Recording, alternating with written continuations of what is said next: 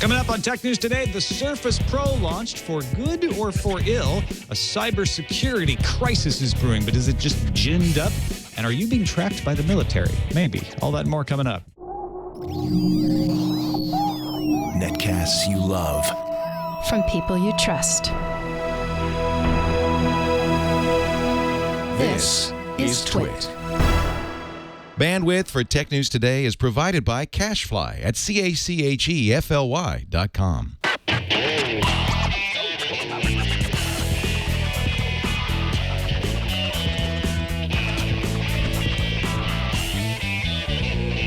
This is Tech News Today for Monday, February 11th, 2013. Tech News Today is brought to you by GoToMeeting with HD Faces by Citrix, the powerfully simple way to meet and collaborate with colleagues and clients from anywhere. You can share the same screen and see each other face-to-face with HD video conferencing, even from an iPad.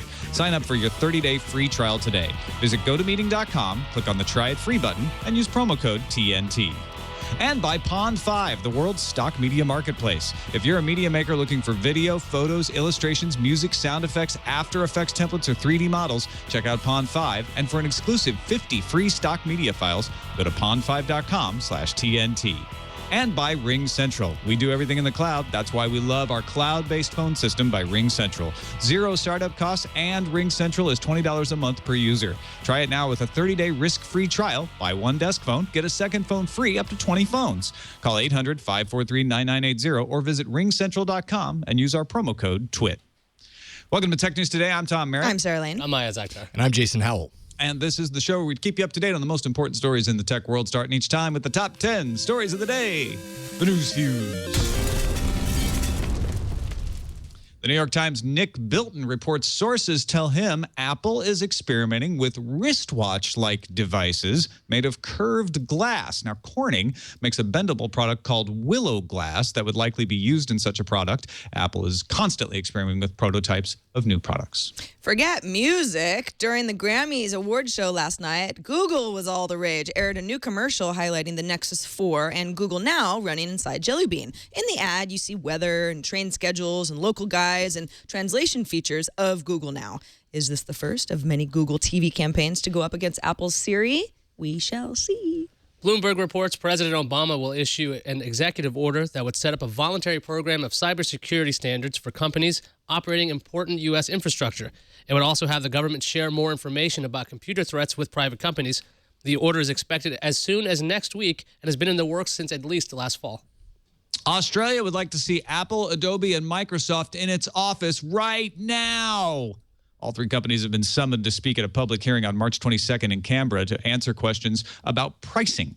An Australian government committee handling an IT pricing inquiry has met resistance from the three companies, thus the official summons. Contract-free mobile carrier Solivay is the first mobile carrier to offer the BlackBerry Z10 in the U.S. It's available today through Solivay's retail partner, GSM Nation, for $9.99. The company offers customers unlimited voice, text, and data plans in limited coverage areas for $49 a month. Also offers customers the opportunity to get commissions by recommending the service to friends and family. This is a trend we're seeing a lot of these days.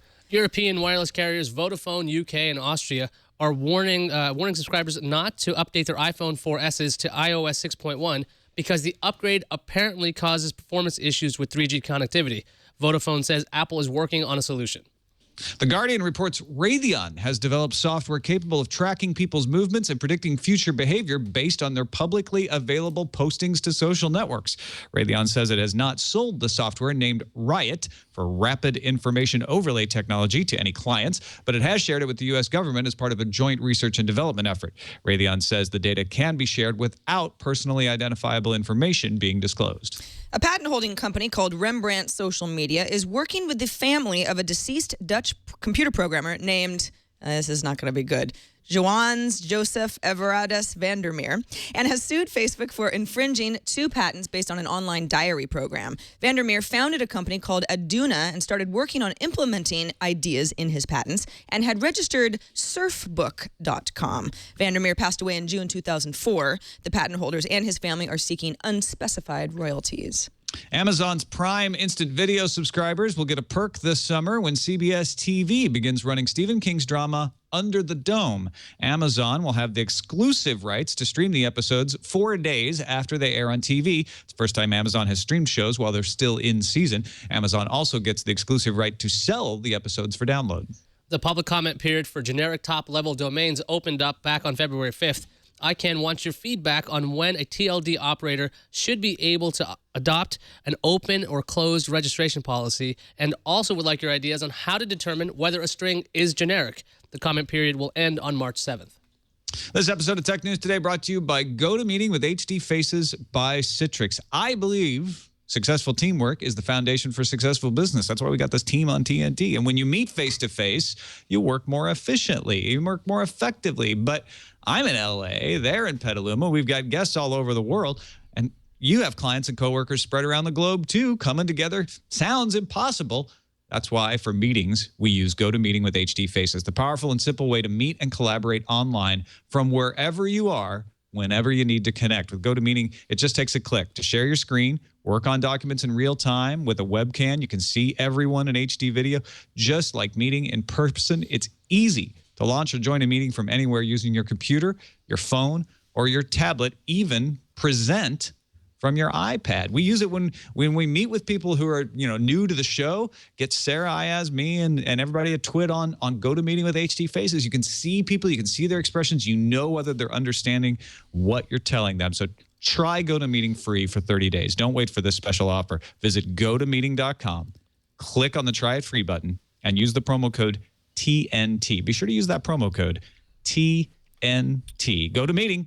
Meeting is believing. And we thank Citrix and GoToMeeting with HD Faces for their support of Tech News Today. Joining us now, Harry McCracken, editor-at-large for Time.com and technologizer himself. Welcome back to the show, Harry. Hey, everybody. It's great to be here. Great to have you, as usual. Got lots of good stuff to talk about, including that Apple room. We're going to talk about that. We're going to talk about cybersecurity. But let's start with the Surface Pro launch that happened this weekend. Ayaz, what's the scoop there? The 128 gigabyte model of the Surface Pro is selling out at retail. Microsoft says, quote, customer response to the launch of Surface Pro has been amazing. The company is working with retailers to replenish stock. Paul Thurrott at the Win Super site saying there are Apple-like lines at Microsoft retail stores. But then there's a whole bunch of other stories trying to take this make this a negative spin. GeekWire readers are saying that they've seen very small single-digit supplies of Surface Pros at their local retailers in different parts of the country. People are commenting on Microsoft's Surface blog, saying that they are frustrated. And they also report of local Best Buys only having like a single unit of the Surface Pro, and it was a 64 gigabyte model that was available. Now, Paul Thurrott points out that Microsoft's online store would have more units than its retail partners, but the 128 gigabyte model is also sold out at Microsoft's online store. Harry, what do you make of this? Do you think the Surface Pro has a supply problem, or is it an actual success? It's a little hard to tell since none of us really know how many are out there, but I did see reports that at Microsoft stores, there were dozens and dozens of people in line. So in those cases, it sounds like there is some interest in this and possibly more interest than there was in Surface RT when it came out in October. Do you think that those stories about the storage space issues could have impacted how people lined up for the Surface Pro? Why exactly the 128 gigabyte model sold out versus the 64? I mean, maybe in an odd way, those stories did help because they reminded people that if you're going to spend, around $1,000 for a computer that can't have its memory upgraded except through the micro SD slot, it makes sense to get more memory in the first place.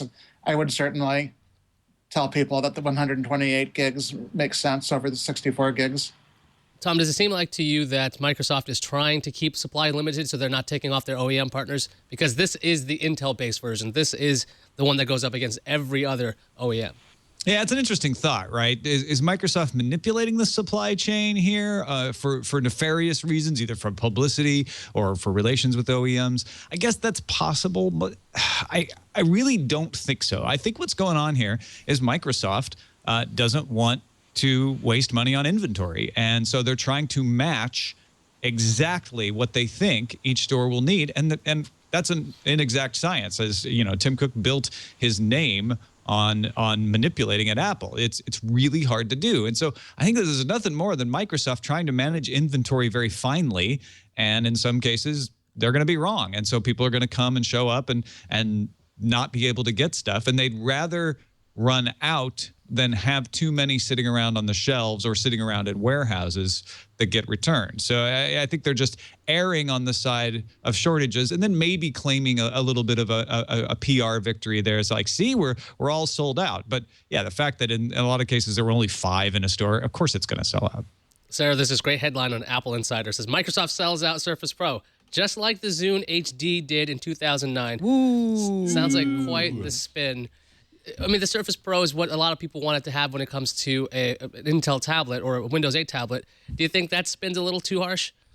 Kind of. I agree with Harry that I think it's really early to tell. I mean, after a one weekend. However, I don't think that, and I agree with you, Tom, I don't think that Microsoft is going to be holding back sales too much, because what they want to do is they want to sell as many of these tablets as possible. I do think that they had a kind of rocky holiday season with the press that the Surface RT had gotten up until this launch, and they're probably just being really conservative. Yeah, I'm thinking that Microsoft probably got burned by the amount of orders they put in for the RT, and they're like, wait a second, what if this isn't a success? This is more expensive components. They need to make sure this thing is a success out of the gate. So if they limit the supply, maybe they'll be able to build up demand as this continues. And when the RT launched, on the launch day, there were similar stories out that they were, not fulfilling enough of these, et cetera, et cetera. So I think it really is just Microsoft managing things manage differently instead of thinking differently, maybe. Let's move along to cybersecurity. There's a cybersecurity scare going on. Bloomberg reports that the president of the United States will enact cybersecurity executive order after he delivers his State of the Union address on February 12th. There will be voluntary standards for corporations and government agencies. They would encourage information sharing. And information sharing is one of the things that CISPA dealt with. CISPA was kind of torpedoed in the wake of the SOPA-PIPA legislation. Don't get too caught up in the acronyms, but this is about cybersecurity. A lot of people worried about the fact that it didn't have proper privacy protections, or that it could be misused by people seeking to enforce copyright. So it was supposed to be reworked before reintroduction. However, House Intelligence Committee Chairman Mike Rogers and Democrat C.A. Dutch Ruppersberg said they would reintroduce the Cyber Intelligence Sharing and Protection Act, a.k.a. CISPA, on February 13th. So that's a day after the executive order is expected to be signed. And according to the Next Web, they haven't changed a thing in it. They're just going to put it out there. Now, the Washington Post reports that the White House is also getting ready to release a trade secrets report compiled by the U.S. Intellectual Property Enforcement Coordinator Victoria Espinel that highlights the need for companies to work with government to stop cyber espionage. We talked last week about the fact that a lot of these vulnerabilities that are now being used to justify all of this legislation were partly because of an effect that happens when one company admits they had a breach. A lot of companies kind of race to admit their breaches, but that security professionals say this kind of stuff pretty much happens all the time. This isn't a rash of unusual activity. So do we need cybersecurity policy to be updated? Probably. Is this the right way to do it? Or are they just being opportunistic by taking advantage of a recent spate of headlines? Harry, what do you think?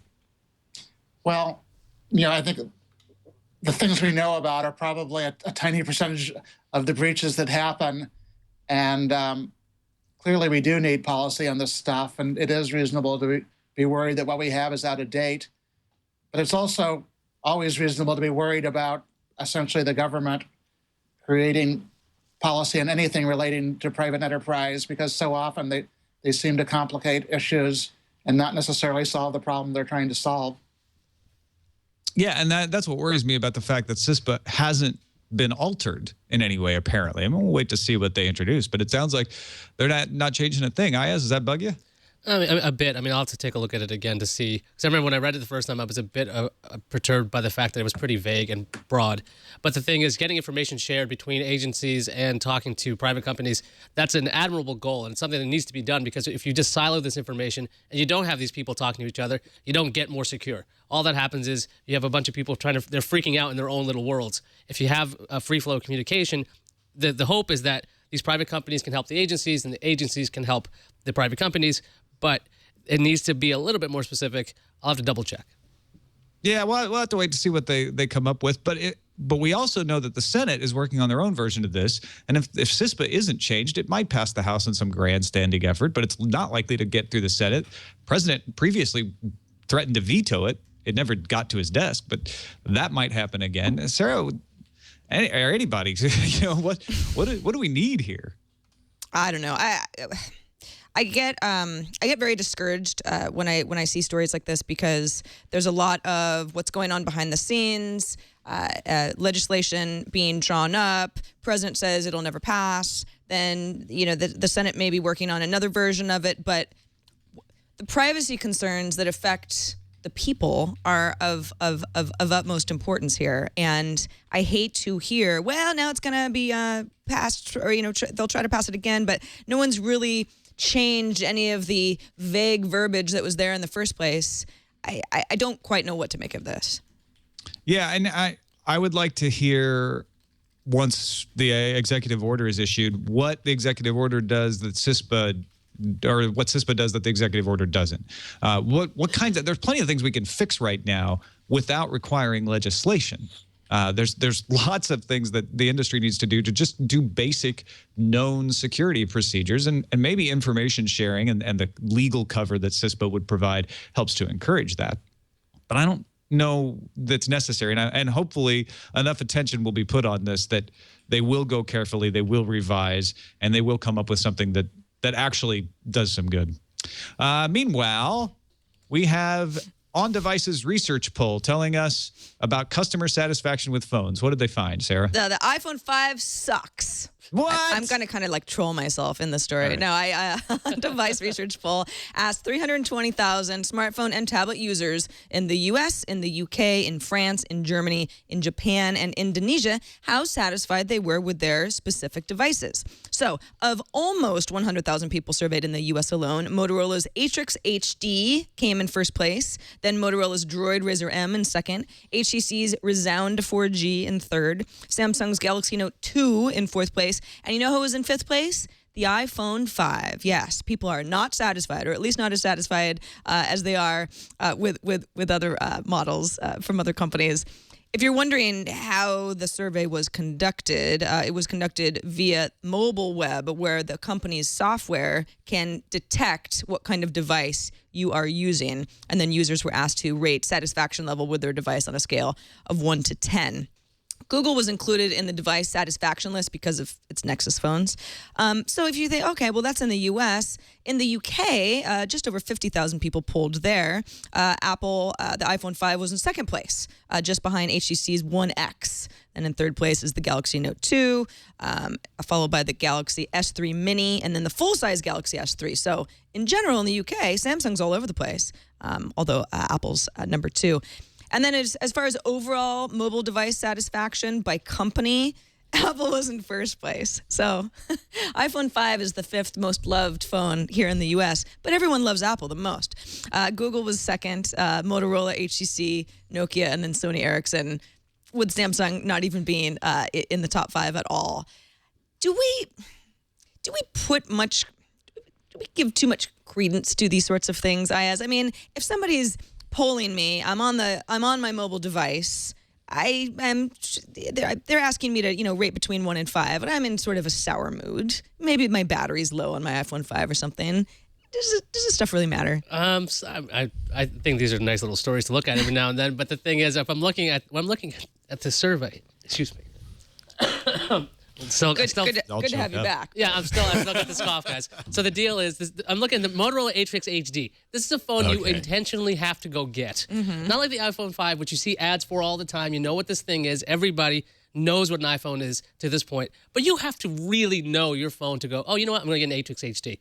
I think the people. But don't you think that that's probably why they're so satisfied? That's exactly why. Because they went out of their way. I think it's self-selecting. Like, oh, by the way, the thing I picked, I did a lot of research, and I picked the Atrix HD or the Razr M. It's like it seems like the people that go after Motorola, which is not exactly a tremendously successful cell phone company anymore, still in the red with Google. The deal is these people are going to act happier because they researched this. iPhone users, I think, would be just a larger sample size of normal people, if you want to call it that, versus Motorola users. That's right. I'm saying Motorola users aren't normal. Harry, do you think that there's something to this, that if you try really hard not to get an Apple product, you're going to say how happy you are with it? Generally speaking, when people do their homework, they end up with something they're more likely to like, and they don't want to admit they don't like it. But I think any one survey doesn't tell us that much because we just don't know enough about the methodology. But all kinds of companies do these surveys all the time. And if you start to see Motorola doing great and other companies' surveys and the iPhone not doing as well, that means something. But I wouldn't put too much credence in one survey, no matter what it says. Yeah, the iPhone 5 being down at the bottom of this thing isn't as surprising to me as Motorola's Atrix being at the top and Samsung being at the very bottom, right? I could believe that the iPhone would be somewhere in the middle or down towards the end, but some of this stuff just doesn't ring true to my anecdotal evidence. And granted, I didn't do a scientific study that was properly weighted and sampled. I'm not sure on-device did either, though. That's I think the issue. Yeah, and even seeing the HTC Resound there in the list, that's the one that really kind of made me take a second look and go, really? Because I've heard not very good things about the Resound from people that own them. So very strange to me, too. All right, let's take a quick break and thank our sponsor, Pond 5. This episode brought to you by the world's stock media marketplace. I know many in the audience are media makers. In fact, we got an email from Dan Luters. He's the guy that made the Tech News Today theme song. He says, I wanted to let you know that I'm releasing my 5 new albums for kids using Pond 5 images for the artwork. They have tons of images to choose from, and I couldn't ask for an easier way to get top quality images at an affordable price. And he wanted to thank us on Frame Rate, actually, for directing him to Pond 5. So if you haven't checked it out, go check out Pond 5, Pond 5. They've got images, they've got sound effects, they've got videos. They also have After Effects templates and 3D models, everything you need to be making the creative effort that you want to make. Music tracks, you're looking for a little background track, you don't want to worry about infringing on copyright or stepping on somebody's toes, go to Pond 5. Once you pay for it, you can use it legally in most situations, and you don't have to keep paying for it. That's the nice thing. And if you're an artist that's creating this kind of stuff, you can sell your stuff on Pond 5. It's an artist-friendly marketplace. You set the price, and they pay out 50% royalties for each and every sale. As a result, the prices are unbeatable. So is the range and quality of the content. So if you're a media maker, an artist, check out Pond 5. It's Pond, the number 5.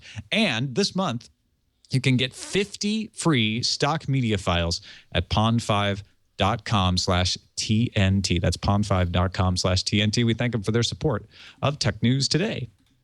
Onward into the rumor land. We should have made this rumor mill. Rumors. That's my fault. Okay, this is Nick Bilton's article. Nick Bilton does a great job, actually, of carefully writing this article. But he writes, people familiar with the company's explorations who spoke on the condition that they not be named because they are not allowed to publicly discuss unreleased products say that Apple is experimenting with wristwatch-like devices made of curved glass that run iOS. And we talked about a Willow glass in the news fuse. That glass is bendable glass. They were showing it off at CES. CNET had a good video up there. Jessica Dalcourt bending it around, showing how it works. But the problem here is that Apple's always experimenting.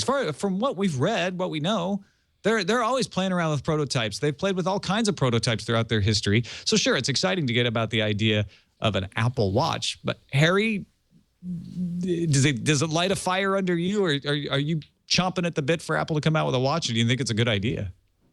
I think eventually someone will make a really cool smartwatch. I mean, basically all the ones we've seen to date, which go back 10, 15 years or more, they've ranged from terrible, like the Microsoft Spot Watch, to not necessarily living up to all their potential, like the Pebble, which is really interesting and really clever, but still kind of a work in progress. So like everybody's saying, Apple experiments with stuff all the time. They may experiment with this and decide not to do it, or not to do it for several years. But I do think that someone at some point will come out with something that nails this concept, and there is something there that's worth working on.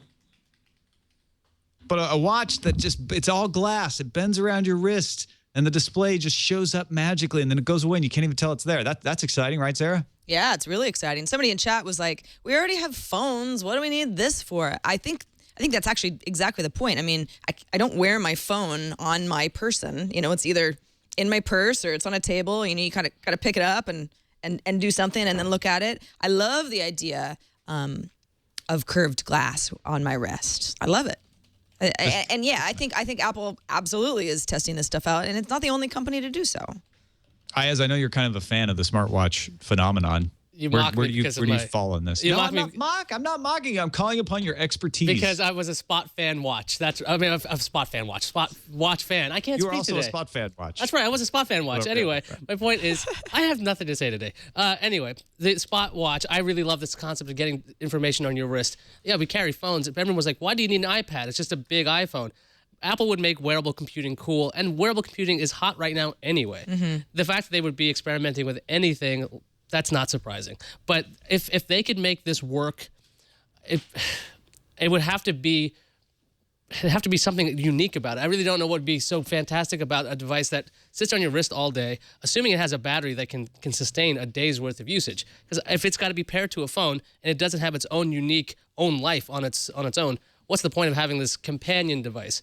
Apple doesn't seem like a companion device company. They are more like, okay, you buy an iPhone, you have this, you have an iPad, but they exist independently. You don't have to tether them together. But to have a tethered device the whole time, I think that's a bit of a problem. But then again, I could see them trying to do this and trying to make it work, because when they switch the Nano, that form factor, from that wearable style to that new larger one, it seemed like, okay, what, are they going to go back and make the Nano into something new and they're going to make a watch, or were they just going to completely kill wearable computing? Yeah, that's actually a good point about the Nano, because it was like, it seemed more like a watch and now it's less like one. So where does that hole get filled? If it's not with a small iPod, is it with something else that's wearable? I think the whole tethering thing too is, I mean, but think about how devices gotta, you back up through iTunes, and there's certain things that you have to do when you're plugged into your computer. I mean, that's clunky, but you still have to do that with the Apple ecosystem. It could be the iCloud watch. Yeah. Everything is in the cloud for you, so that's why it's very little. Even the watch. You don't even have to wear it. Cloud wrist. You heard it here. Corning said at CES, by the way, that the products using Willow Glass will start coming out after mid-year, so by the end of this year. Now, that does not mean that Apple won't come out with a watch totally in the fall, if you just want to be hypey and stoke the rumor mill. Let's move on to talking about that Raytheon software that's going to track everyone based on their posts.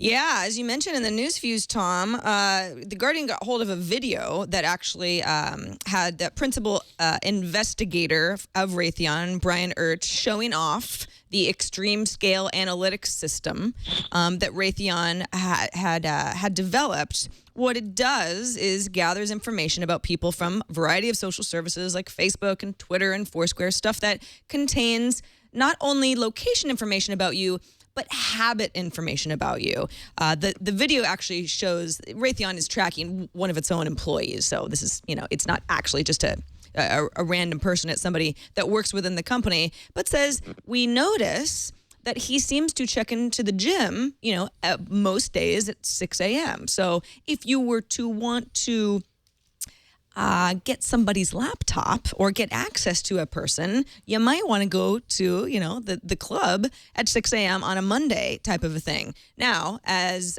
we said before, Raytheon says we haven't sold the software. The software is called Riot for Rapid Information Overlay Technology, but we have shared it with the U.S. government. This was part of a joint research and development effort, and this was back in 2010, so a few years ago. They say this helps build a security system that's capable of analyzing trillions of entities from cyberspace. Now, when I first, I watched this video and I'm looking at the story and I'm kind of like, yeah, I mean, that's just having your phone in your pocket makes you easily trackable. But certainly if you're participating in a variety of social networks that are built around the idea of you sharing information about your habits, what you do, where you go, and who you're with, this is not a difficult type of software to conceive of. It really just seems like an aggregate database of a bunch of different people. Now, of course, privacy advocates do not like this at all. Ginger McCall, who's an attorney over at Electronic Privacy Information Center, which is based in Washington, says social networking sites are often not transparent about what information is shared and how it is shared. Users may be posting information that they believe will only be viewed by their friends. Instead, it's being viewed by government officials or pulled in by data collection services like the Riot search. Again, this all seems pretty cut and dry to me. Harry, does this scare you, or do you think that if you're participating in social networks, you got to assume that government agencies are going to have access to that information? I mean, my general philosophy is don't make things public if you don't want them to be public. And therefore, I'm way less worried about something like this than I am about actual wiretapping or monitoring things which I have not chosen to make public. I mean, it sounds like in this case, if the guy at the gym doesn't want anybody to know he's at the gym, he shouldn't be checking in there. And that doesn't seem like a terribly sophisticated example of the kind of monitoring the government can do of citizens. Yeah, exactly. And even, they shared this information with the U.S. government in 2010. Social networking is a lot more advanced in the last 3 years alone than it was at the time. Harry, I think when you say don't make something public, you're including networks that are supposedly somewhat private. I mean, I guess to not share anything would be to never check in anywhere. Well, I mean, yeah, it's in theory on Facebook you could be sharing stuff just with your friends, but that's pretty leaky right there. And my general philosophy on Facebook and Twitter and everything else is, if I don't want people to know something, I just don't put it there, period. Tom, that's my general philosophy with the internet, is that if you're putting something out of the internet, assume that someone will be able to find it someday. Even email, for that matter. Yeah, exactly. I mean, and they were using photographs as an example, saying, sometimes photographs not only show what the person looks like, but contain header data that tells you what kind of camera that was used and where the coordinates were, where the photo was taken. It's like, yeah, that Flickr's been doing this for a really long time, too. I mean, some of this stuff just seems really obvious to me. Well, it reminds me of that Please Rob Me site where people were, where somebody took all your Twitter information or your Foursquare information. They could say, hey, you're not home right now. Go rob these places. The concept being, be aware that you're sharing way more information than you think you are. I mean, now's a good time. I guess now's a good time as any to go to your Facebook settings, try to make as many things as you want private. But that doesn't mean it's going to stay private, because this information is scrapable. And there is an upside to this. I mean, obviously, Raytheon is a military contractor, so there's all kinds of assumption about what they'll do with this data involving spying, et cetera. And those are probably, very good guesses. But there is also good use that this data can be put to. And that's why Raytheon was trying to say we can anonymize this data and make it available for academic research. And in that case, just seeing population trends, where people go, traffic patterns, that sort of stuff is extremely valuable just for sociological research, if nothing else. So I don't want us to be entirely paranoid, but be very paranoid, just with that positive side effect to it. Yeah, be very paranoid, but make sure you check in and get that mayorship. Right, because you're helping fun. Cure the flu. Let's finish up with smart TVs. Ars Technica has an interesting article about what's wrong with them, why they're not getting better pickup. Yeah, Ars Technica had a piece by Casey Johnston talking about smart TVs. It says the reason why they don't really work is because people don't have a good way to interact with them. The piece discusses how TV manufacturers are putting more and more options on the remote. You've seen the one with like a keyboard in the back and a trackpad and then a gesture, a microphone, all those crazy things. And instead of improving the remote scheme, the user has to figure out what's the best combo, because there are too many options for users right now. The piece characterizes TV as one of the stranger devices that we use. It's like the only one that's far from you. You have your PC, you have your phone, you have your tablet. Everything's right in your face. But your TV, for some reason, is always far away. Harry, do you think this is an issue of remote controls being a problem, the interactivity, or is it the software itself that causes issues for smart TVs? Well, I think the remotes are a huge issue, and nobody has really nailed the user interface for TV. And I don't think it's a coincidence that the two internet TV boxes that are doing okay are Roku and Apple TV, both of which have, they're not all that innovative remotes, but they are super simple, and they're not overloaded with buttons, and I think that makes them more approachable. But I do think that at some point there will be like a great leap forward, and whether it's Apple or somebody else, someone will figure out something which bears no resemblance to the current remote and makes the whole concept more appealing. I mean, Sarah, you've got a lot of these. You have a Roku and an Apple TV. I do. These set-top boxes are really simple when it comes to UI. Is that really just the issue with smart TVs? Are they trying to cram too much stuff into that Samsung TV with 15,000 apps? Holy crap. Well, I just bought one. You know that because you hung it on my wall. Thank you, by the way. The remote is a mystery. Sometimes I sit down and I just start pressing buttons and seeing what comes up. The on-screen smart TV layout is a mess. There's a lot of cool things that the TV is capable of, but the whole thing is a mess. So yes, there are things that I can do directly through my television, but I choose to go through my Roku or my Apple TV whenever possible because those experiences are just more streamlined. Tom, do you think these TV makers should just give up and say, look, we just make a panel for video, just put in a different device? Or should they keep trying to cram in all these apps? Intel processors are in TVs at this point. Is that even necessary when set-top boxes have it? Well, but the set-top boxes are no saints here either. I mean, granted, Roku is pretty easy to use when you only have 10 channels, but when you go and look at the amount of channels available that you can add to it, if you start adding all those channels, A, you'll run out of space, but B, it becomes a pain to flip back and forth between them. Nobody's cracked this yet. And beyond all of these legitimate critiques of the interface, I think what Sarah said is really important. She goes and she uses the thing that she knows has what she's looking for, right? Nobody's created an interface for either a set-top box or a television that makes it easy for you to find what you're looking for without having to know already, right? She's learned the Roku, and so she uses that. I'm the same way. I've learned Apple TV, I've learned Roku, so I rely on those more often.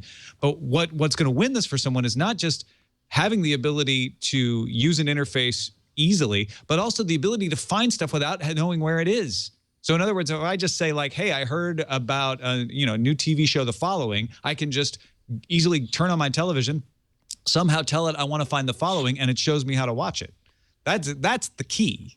Well, and I think that's why these rumors of Apple building, the actual new Apple TV. I mean, not only will the rumors not go away because it's Apple, but because if Apple or any company could figure out how to make a set-top box just part of the TV that wasn't a mess, because at least the solution that I am presented with in my living room right now is, then that's something that we want. That's something that doesn't exist yet. Actually, isn't that what Google TV was supposed to be? It's built into LG TVs, a whole bunch of televisions, to the point where there actually is a UI that's standardized.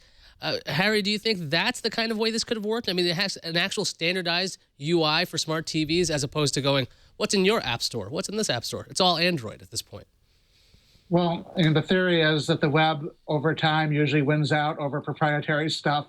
And there are technologies for making web stuff work on the TV.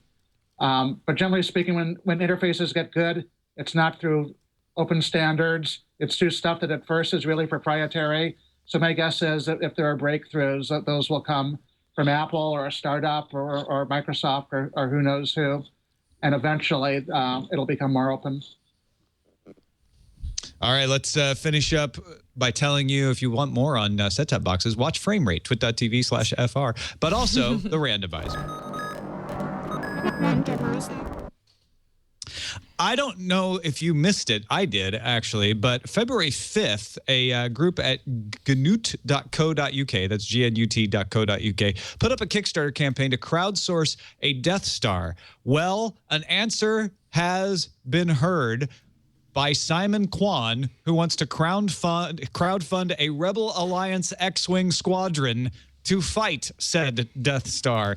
And there's a great description going through like how they would build it, how much money they have. They even have stretch goals. If they make, first of all, they have to make $11 million, which is the same amount that Star Wars A New Hope made or cost to make. That's how they make the X-Wing. Then if they get, it looks like $4 million. Wait, $4 billion? Then they'll build an entire squadron. It's more for fun than for practicality, but they talk about building Y-wings and how the Death Star, now that it's crowdsourced, will likely solve the exhaust port problem. So hopefully they'll be able to crowdsource finding another vulnerability to destroy it. It's the first time I've seen Kickstarter used for fun. Not I don't funds. think they're seriously for fun, not funds. Yeah, exactly. They're not seriously trying to raise money here. Am I the only one that's entertained by this? Sure.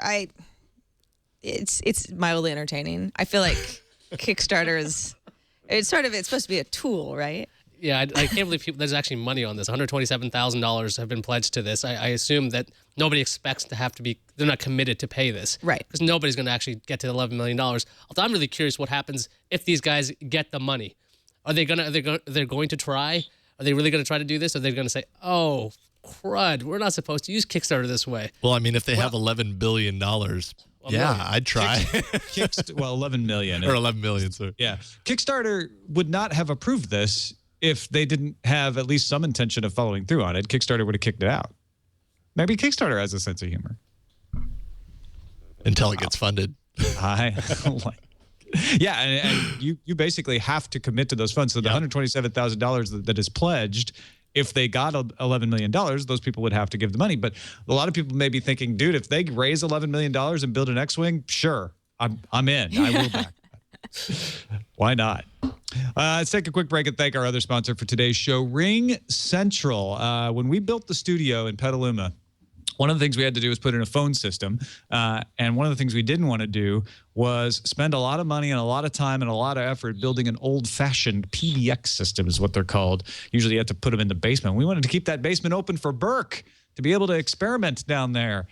So Russell, our IT guy, said, get a cloud-based phone system through Ring Central. No-brainer. We love Ring Central. No startup costs, no PBX hardware to install or maintain, and allows us to easily customize all of our call handling. You can get your voicemail in your email, get fax messages on your smartphone, and now they have a feature, Business SMS. You can send text messages to customers and colleagues from your business phone number from Ring Central. You don't have to use your personal cell phone to do it. Ring Central offers all-inclusive pricing as low as $20 a month per user, and you can start right now, 30-day risk-free trial, and a special offer for our listeners.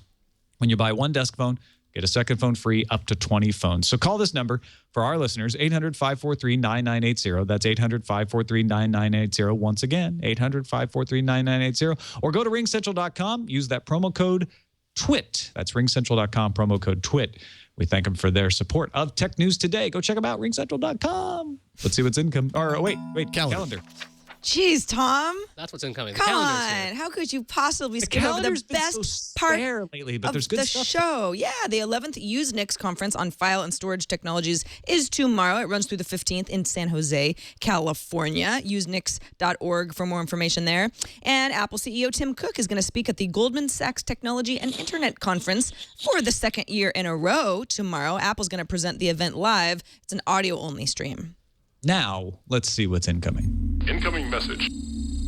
Allison from NozillaCast, a longtime friend of both this show and Buzz Out Loud, called in with an explanation of why she thinks it's pretty guaranteed that we will not see Microsoft Office for Linux.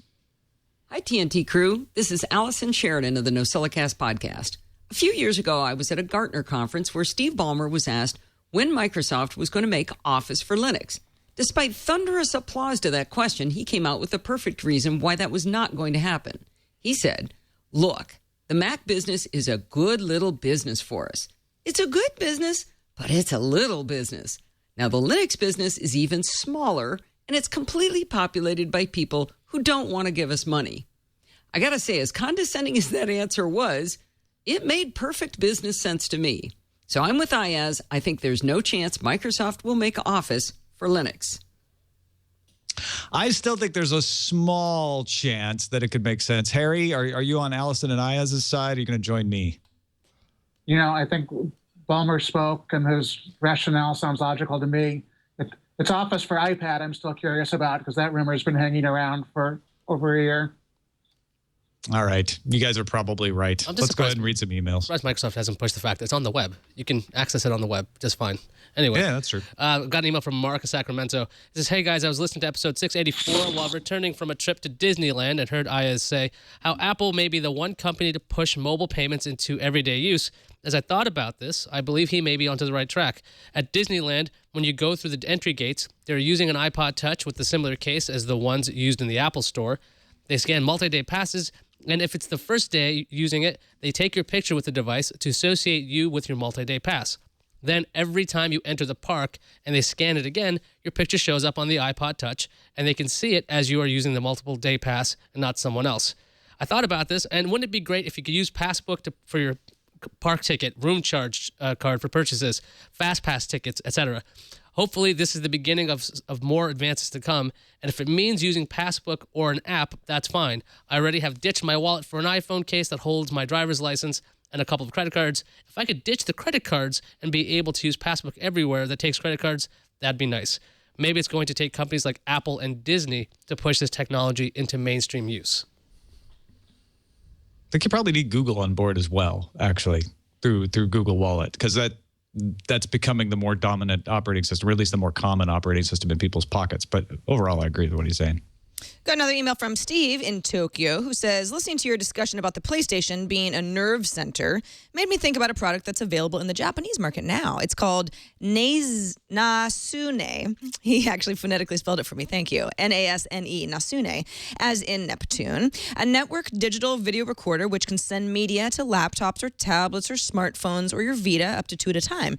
You can also set the DVR to record shows using your smartphone over the internet. He says, I think the announcement will be basically that will be basically that built into the PlayStation. When you turn on your TV, you can do everything, Blu-ray, TV, games, through the console, and your media will be available on any device in your house. A nice offering, but they could do more. What if they took the PlayStation, added the Nasune DVR functionality, made the streaming work over the internet for live and pre-recorded shows, and added a unified search function like a Google TV for movies and TV shows across the TV guide, as well as different applications like Netflix and Hulu, both available on the PS3 now. Basically making a PlayStation/Google TV/Slingbox. Hook up an external drive with all your media and have access anywhere you go. Just food for thought. Cool. Like that. I like that. Nasune. Very well thought out. Very cool. All right, that is it for us today. Harry McCracken, thanks as always for sharing your expertise with us. Tell folks about technologizer.com and where they can find you online. Sure. Well, if you go to technologizer.com, you'll land inside time.com and see all my stuff. And you can also click on the tech tab at time.com to see me, but also all the other folks who write about tech for Time. Yeah, definitely check it out. I love your work, Harry. I always learn all kinds of new stuff. You know, one of the things I like, especially, is when you do the historical stuff too. Those are always fun. The only thing people like more than new stuff about technology is really old stuff about technology. Yeah, totally. Check it out, technologizer.com. Follow Harry on Twitter, and you can follow us at our subreddit, technewstoday.reddit.com, place to let us know what stories you'd like us to cover. Vote on the suggestions of other people. If you're like, no, don't cover that, vote it down. If you like it, vote it up, technewstoday.reddit.com. And you can find us on the web at twit.tv/TNT. Email us. Our email address is tnt@twit.tv, or give us a call, leave us a voicemail, 260 TNT Show. We'll be back tomorrow with more tech news. Don't miss it. We'll see you there.